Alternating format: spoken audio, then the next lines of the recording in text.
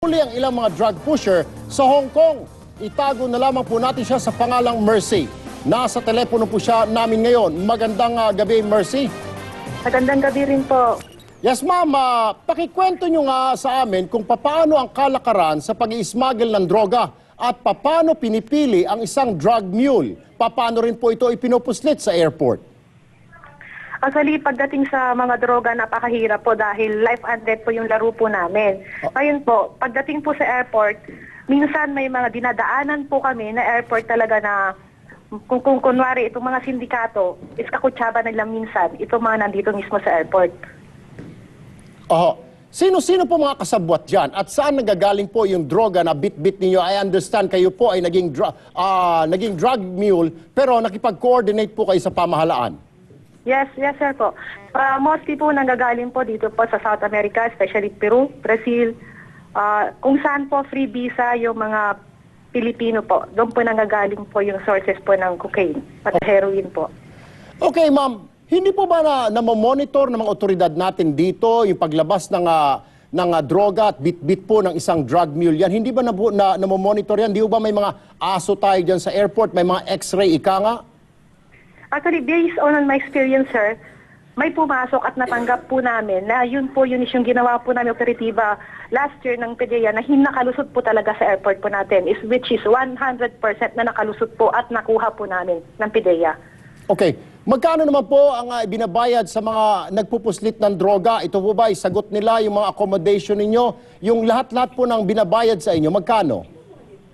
Total, sir, pag successful po yung operation is pinakamababa, $4,000 po. Cash po yun, iabot sa iyo pag okay po yung operation. Ito ba ibinibigay sa iyo pag naibigay mo yung droga doon sa kausap mo sa Hong Kong o sa China? Yes, sir. Minsan Pilipino rin po, kapwa Pilipino rin po natin ang tumatanggap po at yun sila yung mismo rin nagpapasa sa mga Chinese or mga WADs. Okay, linawin. Po nila. Alright, linawin lang natin, Mercy, ano? Ang ibig bang sabihin, yung mga dadala ng droga, alam niya ang peligrong pinapasok nila? Probably po, sir. Alam po nila. Okay. Sila ba ay sinasabihan na itong bit-bit mo ay may laman na droga? Kasi ang pagkakaintindi ko dyan, mukhang sinasabi yata nung mga recruiter na itong dala mo, may drug to at kailangan umiwas ka sa mga ganito, sa mga ganon para makaiwas ka, di ba? Minsan po, mayroon din po tayong recruiter, sir, na hindi talaga nila sinasabi yung totoo. Kagaya po nung kami. Ako, yung kapatid ng kaibigan ko, nung nirecruit po nila kami, sabi na magbabantay lang kami sa isang boutique. Pag naubos po yung stock nila, nakukunin namin sa China. Na yung pala, pagpunta namin ng China, may bit-bit na kami droga. Okay. Ano naman mga ipapayo mo sa mga kababayan nating nasisilaw sa malaking pera kapalit ng pagdadala ng droga? Actually, hindi lang po, gusto ko manawagan po para sa mga ahensya po natin, lalong-lalo po sa ating mga Pangulo. Kasi marami pong kami mga follow-up operations, sir, which is napalitan na po yung direktor ng PDEA sa DDGO po, na si Gerald Santiago. Naputol na po lahat yung mga operation namin sa pagdating sa WADS po, sir. Sila Major Marcelino, si Major Roy, saka si Major Lopez po. Sila po hindi po tumitingin sa pagdating po sa pondo. Trabaho muna bago pondo. Ngayon, nakatenga po kami, hindi kami nakakapagtrabaho sa WADS. Gigil na gigil po kami para makapaghiganti sa mga WADS. And then, yung mga kababayan natin, wag na po nating hayaan na may mangyari uli na ganito, yung tatlong Pilipino na nangungulila, hindi lang pamilya nila, kundi buong sambayan ng Pilipino. Panghuli na lamang, Mercy, I understand, isa sa mga kapatid mo ngayon ang nakalinya sa death row din at kaya ka tumutulong dahil may balita o may balitaan ka na kapag natulungan mo ang pamahalaan ay nakocommute yung kanyang sentensya. Yes, sir. Totoo po yan. Actually, sentensya po ng kapatid ko is 13 years po and then may reprieve po siya na for 2 years. So, hoping na ito, mabigyan pansin po ng PDEA na hinwag naman po nila sana sabihin na wala silang pondo. Kasi last operation namin, which is positive po lahat na operation namin, malaking pondo po na iwan ni Gerald Santiago po sa kanila. Na sana bigyan pansin na wag na po talaga nating hayaan po. 13 years po yung kapatid ko po sa China. Maraming salamat sa iyo, Mercy. Ang inyo pong narinig ay tinig ng isa sa mga asset ng PDEA na nagsilbi noon na drug mule. Samantala, matindi ang pagsubok na pinagdadaanan ngayon ng pamilya ng mga binitay na OFW.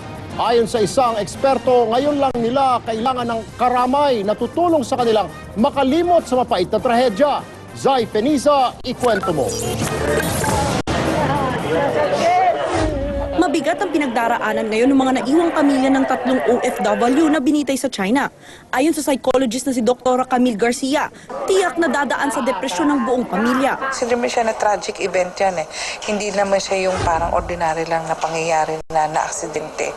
Dahil alam mo na parang bound to happen ito na in a few minutes, hindi katulad ng isang naghihingalo na alam mong mamamatay pero alam mo na, yung ganun. Pero ito ibang sitwasyon. May epekto rin daw ang pagkikita nila ng ilang minuto lang bago ang pagbitay.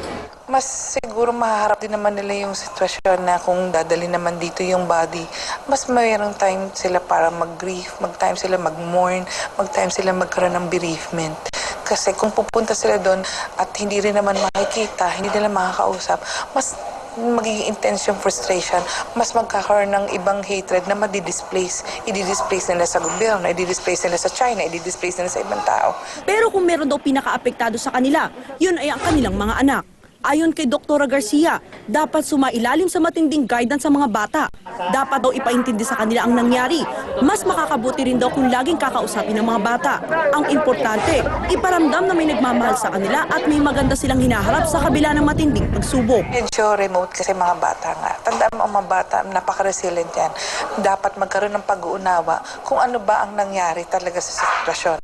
Para naman kay Father Robert Olaguer ng New Bilibid Prisons, posibleng hindi nakatulong ang huling pagkikita ng pamilya at ng bibitayin. Madalas daw kasi mas lalong hindi matanggap ng bibitayin ang kamatayan kapag nakikita nila ang kanilang pamilya. No? Di ba ako yung bibitayin? Ako yung naka-schedule. Meron ako mga taong patagal ko nang hindi nakikita. So, natural sa Pilipino gusto ko sila makita. Pero kung talagang bibitayin na, useless din kung makita ko sila o hindi. Sa huli, importante ang suporta at tulong ng mga taong nakapalibot sa mga nangulilang pamilya. Sa ganitong paraan, mas malaki ang tsansang matatanggap nila ang nangyari. Zai Feniza, News 5.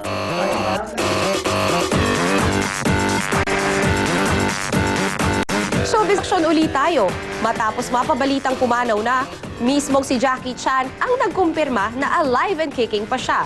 At Shasha Padilla ipinarinig ang kantang kinompose daw niya para kay Dolphy. Laila Chicadora, ikwento mo. Chika number 1. Nabulabog ang netizens nang kumalat kamakailan ng balitang inatake sa puso at namatay si Jackie Chan sa Los Angeles, California. Naging hit na topic pa nga ito sa Twitter at Facebook.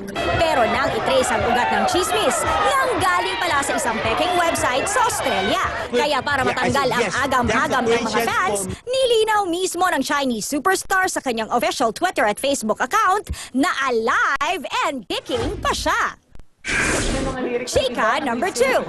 Never surrender sa paggawa ng mga orihinal na kanta ang mensahe ni Jaja Padilla sa kanyang mga kapwa Pinoy artist. Mas nakaka-challenge para sa aming mga artists na kami mismo gumagawa ng sarili namin mga kanta. I don't think we should stop. So, dapat ganun lang ang attitude.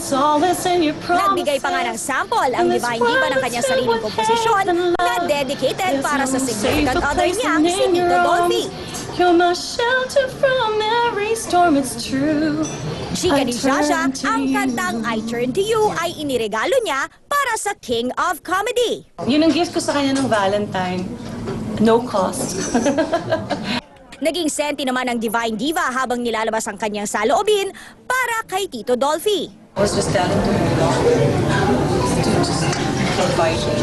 I just don't want a day to pass, rather, that I don't say I love you. You know that I will be here for you until the end of time. At yan ang latest aksyon sa showbiz. Laila Chicadora, News 5.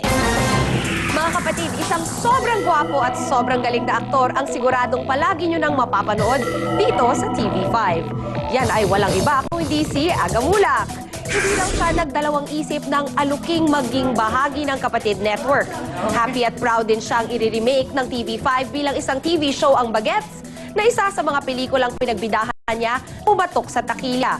Sabi naman ng head ng creative, ang entertainment department ng TV5, isa lang si Aga sa malalaking artistang magiging certified kapatid ngayong taon. I'm just happy and excited, and finally, it's out in the open now. And I'm with 5. Continue pa rin yung growth ng TV5. at welcome lahat, whether big star, as big as Aga, or a totally new star, di ba, na galing kunyari dun sa mga star factor natin. Marami tayong wini-welcome. Well, sa aming bagong kapatid na si Aga Mulak, welcome. And at the same time po, ang aming pong taus-pusong pakikiramay mula po sa TV5 family and Radyo 5 family ay ang aming pong taus-pusong pakikiramay sa pamilya nila Sally, nila Ramon at saka Elizabeth. But then again, let's all learn from this. Lalo na yung mga OFWs na palabas ng ating bansa. Nako, napakadami pa noon na Sherry. Mahigit 72 pa ang nakapila. At yan ang isang oras na mga aksyong balita. Mga balitang pundasyon ng matalinong opinyon at konkretong solusyon. Dahil higit sa balita, aksyon. Susunod na po ang andar ng mga balita sa Action TV, Channel 41 po yan. At dito naman sa TV5, Wiling-Wili na. That's right! Oh yeah! Ang saya-saya dito sa loob ng studio. Matapos na mainit na balita, hatid ang aksyon. Tayo na pag